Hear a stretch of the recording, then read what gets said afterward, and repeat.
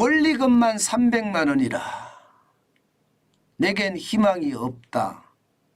이자와 원금을 원리금이라고 이야기하잖아요. 그게 한 달에 300만 원씩 나간다. 과연 버틸 수 있을까요? 진짜 어려워 보입니다. 당장 이거 한번 보세요. 실제 호프집을 운영하는 자영업자입니다. 사실 호프집을 운영하는 자영업자들은요, 코로나 기간에 정부가 지원하는 정책 대출을 많이들 받았습니다. 뭐 적게는 500만 원, 1000만 원에서부터 많게는 5천만 원까지, 더 많게는 1억까지 받은 분들도 계시더라고요. 자, 문제는요, 이 대출, 코로나 대출 말입니다. 이제 사실상 9월 말로 끝났다고 이야기할 수가 있잖아요. 그러니까 이제 이달부터 돌아오기 시작하는 거예요. 실제 호프집 운영 자영업자에게는요, 코로나 대출 2천만 원을 받았는데 당장 원리금이 80만 원을 내라는 겁니다. 80만 원. 80만 원을 내라 그러면요, 지금 자영업자들은 그동안 버텨오면서 말입니다. 다른 빚도 많다고요. 창업을 할 때 빚도 있고요. 또 손실보상금이 예상만큼 안 나왔기 때문에 빚으로 계속 버텨갔다는 말입니다. 그러다 보니까 기존 대출이 있는 거예요. 그래서 기존 대출과 합쳐보니까 80만 원에 합치니까 300만 원. 요즘 말입니다, 여러분. 호프집에서요, 원리금이 300만 원 정도 나가면 생활하기가 굉장히 어렵습니다. 대부분이 말입니다, 300만 원 벌기가 하늘의 별 따기라고 이야기할 정도예요. 잘 되는 곳은 됩니다. 그러나 그 잘 되는 곳이 그렇게 많지가 않아요. 10% 이내 아니면 5% 이내일 가능성도 굉장히 높고요. 그렇게 따지면 300만 원을 내는 것보다가 이건 낼 수가 없거든요. 호프집에서는 답이 없습니다. 그러니까 호프집 운영하는 사람이 아휴, 이게 나에게는 희망이 진짜 없다, 이런 얘기가 나오는 겁니다. 실질적으로도 보면 말입니다, 이 호프집만 운영하는 사람이 이런 것은 아니에요. 자영업자들이 전체가 다 어려워요. 관광객이 좀 오는 곳은 좀 낫다고 이야기하지만 지금 9월 말부로 코로나 대출 만기 연장, 원금 상환 유예, 이자 상환 유예, 이것들이 말입니다, 사실상은요 이제 끝났습니다. 그러다 보니까 원금이나 이자에 대한 어떤 상황이 앞으로도 계속될 겁니다. 제가 캠코에서도 부실채권에 대한 회수 나섰다고 말씀을 드렸잖아요. 어떤 식이든 말입니다, 코로나 대출 만기 연장은 이게 추심을 하든지 아니면 내야 되든지, 추심을 당하든지 내든지 그렇게 될 겁니다. 이게 금액이 상당하거든요. 여러분 2022년 1월 말에 보세요. 133조 3천억 원이었습니다. 줄인다고 했을 때 2023년 6월 말에 76조 2천억 원이거든요.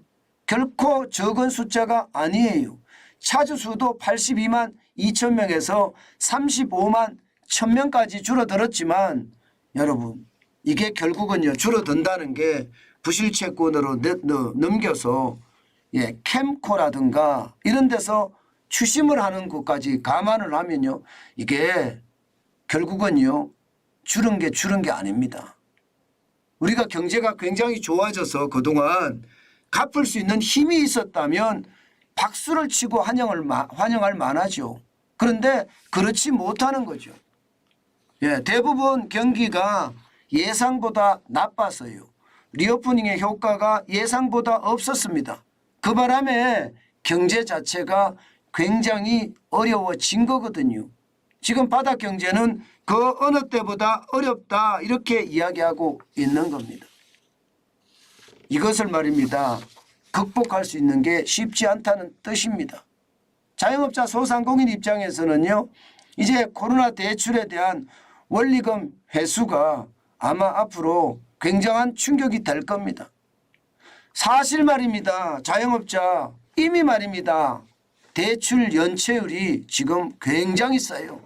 이미 코로나 대출에 대한 원리금 상한 압박을 하지 않더라도요. 2023년 2분기 현재 보면 말입니다. 연체액은요. 7조 3천억 원이나 되고요.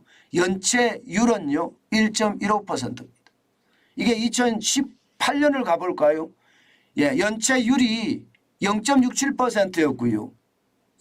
그리고 연체액은 2조 7천억 원이었습니다.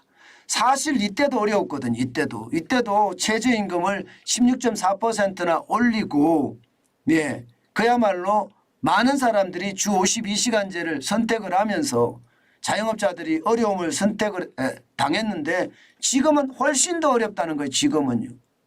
지금은. 그러니까 호프집하는 자영업자분들이 내겐 희망이 없다. 원리금 내다 보면 진짜 나한테 남는 게 없는데 지금 도대체 어떻게 해야 될지 모르겠다.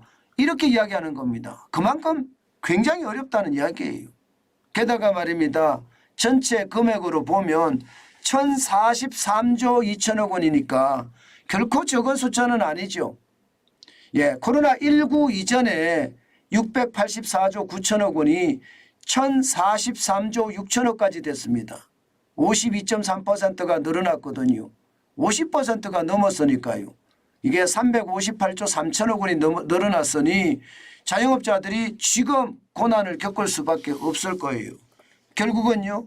있던 부채도 굉장히 충격적인데 여기에다가 대출 만기 연장에 대한 어떤 상황까지 계속 겹치면 이것은요. 어떻게 말하면 자영업자들은 막다른 골목으로 들어선다 이렇게 얘기할 수가 있습니다. 제가 여러분들에게 대출 자영업자들에 대한 대출을 이제 회수하기 시작했다고 말씀을 드렸는데 아니다 했지만 사실은 이미 회수에 들어갔고요.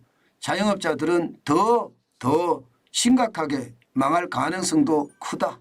저는 그렇게 생각합니다. 여기에다가 말입니다. 지금 기업 구조조정 촉진법 안에 워크아웃 제도라고 있거든요. 이 워크아웃 제도까지도 지금 국회에서 일몰이 돼버렸습니다. 10월 15일부로 일몰이 됐거든요. 그러면 워크아웃도 앞으로 기업이 어려워지게 됩니다. 이 워크아웃이라는 게 일반적으로 법정관리 들어가게 되면 회생이잖아요. 기업 회생에 들어가게 되면 채권단 100%가 동의를 했을 때 들어가는 거예요. 그렇지 않으면 뭐 청산을 할 수도 있고요. 그런데 워크아웃 제도는요. 채권단 75%만 동의하면 워크아웃을 들어갈 수 있습니다. 그렇게 되면 기업이 살아날 가능성도 굉장히 높거든요. 그런데 이 법이 없어진 거예요. 그러면 이제는요. 뭐 바로 말입니다.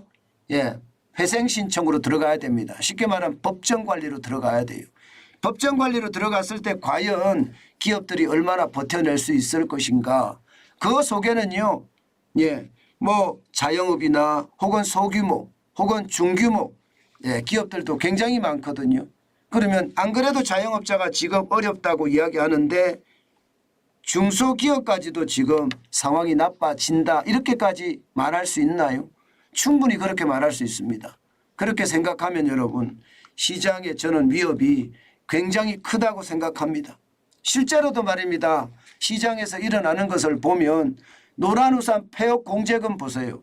굉장히 많이 줄었죠. 굉장히 많이 늘었죠. 2018년에 5,462억 원이었거든요. 그때에 비하면 2022년 기준으로 봤을 때 77.3%가 늘어났습니다. 4,220억이나 늘어나서 9,682억입니다. 그런데 올해는 7월까지가 지금 9,501억 원입니다. 이대로 가면 올해 1조가 넘는다는 거예요. 그만큼 말입니다. 지금 소상공인 자영업자들은 희망이 없다는 이야기가 이게 틀린 말이 아닙니다. 저도 이런 소식을 전할 때마다 진짜 가슴이 아픈데요. 이게 현실이라는 사실이죠. 현실. 그래서 자영업자들이 좀 더 버티고 소기업 중기업들이 좀 더 버텨서 더 좋은 희망을 만들었으면 좋겠는데 지금 현재까지는 그러지 못한다는 게 진짜 아쉽다 이렇게 생각합니다. 아마 언젠가는 좋아질 거라고 저는 믿어요. 근데 그 언젠가는이 빨랐으면 좋겠습니다.